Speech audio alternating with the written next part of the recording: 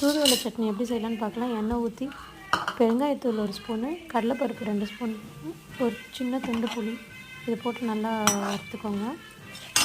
கடலைப்பருப்பு ப்ரௌனாக ஆனதுக்கப்புறம் ஒரு சின்ன துண்டு இஞ்சி தட்டி போட்டுக்கோங்க. ஒரு கை தூதுவளை நல்லா கழுவி அதையும் அதில் சேர்த்துக்கோங்க.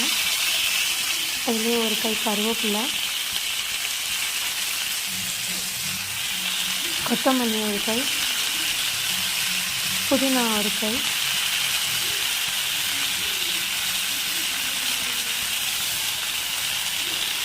சேர்த்துட்டு 2 பச்சை மிளகாய் போட்டுக்கோங்க. வரமிளகாய் சேர்க்காதீங்க, பச்சை கலரில் வராது சட்னி.